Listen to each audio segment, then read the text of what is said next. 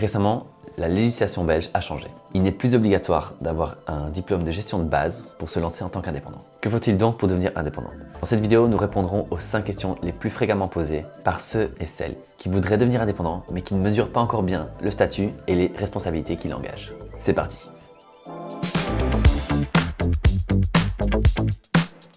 Faut-il un certificat de gestion de base?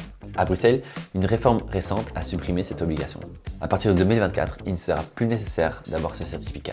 La Flandre, elle, a supprimé cette contrainte depuis déjà 2018. Par contre, en Wallonie, elle est toujours d'application. Au-delà du certificat, quelles sont les qualités qu'il faut avoir pour devenir indépendant? Si vous ne les avez toujours pas de panique, ça se travaille.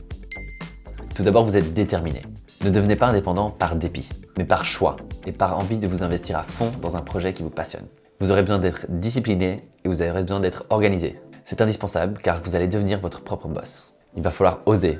Il ne faut pas avoir peur de se vendre ou de démarcher de nouveaux clients. Vous êtes patient et persévérant. Il faut savoir que devenir indépendant, c'est quelque chose qui ne s'improvise pas. C'est quelque chose qu'on fait de manière réfléchie et planifiée. Comme ça, on évite les mauvaises surprises. Oh, il fallait payer des cotisations sociales? Ou les déceptions. Mince, je n'ai pas assez de clients pour m'en sortir. Dernièrement, vous êtes quelqu'un de bienveillant envers vous-même. Parce que quand on est indépendant, on est son propre chef. Se demander de trop est un piège dans lequel on tombe facilement. Alors il faut savoir poser ses propres limites et être patient avec soi-même. Ensuite, pose-nous la question, pourquoi devenir indépendant? Tout d'abord, pour être libre, d'aménager vos horaires et votre manière de vie comme vous le voulez. Vous pourrez aussi organiser votre travail comme vous le souhaitez, avec votre propre méthode et votre stratégie. Et vous allez pouvoir vous construire seul et construire un projet qui vous tient à cœur. C'est très gratifiant. Vous pourrez aussi varier les clients et les missions. Et dans de nombreux cas, vous gagnez mieux que si vous étiez salarié dans une grande entreprise. Ceci dépend du secteur d'activité, bien sûr, et de si vous vous organisez bien et si vous facturez suffisamment. Quels sont les différents types de statuts? Il y a des indépendants à titre principal ou indépendants à titre complémentaire. Si vous êtes salarié à mi-temps, vous pouvez devenir indépendant complémentaire.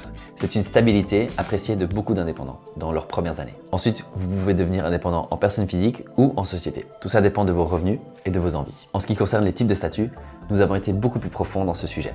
Vous trouverez ces vidéos dans notre chaîne YouTube. Ensuite, quelles sont les démarches pour devenir indépendant? D'abord, vérifiez si votre activité est réglementée et si elle nécessite un accès à la profession. On vous a mis la liste des professions réglementées en Belgique dans la description de la vidéo. Vous allez ensuite devoir vous inscrire à une caisse d'assurance sociale et vous obtiendrez votre numéro TVA auprès de la Banque Carrefour des entreprises. Nous avons aussi élaboré ce sujet dans une autre vidéo. Si vous voulez devenir indépendant, prenez votre temps et commencez par un plan d'attaque. En avançant étape par étape et en demandant de l'aide quand vous en avez besoin, vous verrez que c'est en fait plus simple que vous ne le pensez. N'hésitez pas à nous poser des questions en commentaire, nous y répondrons avec plaisir. Merci d'avoir regardé et à bientôt.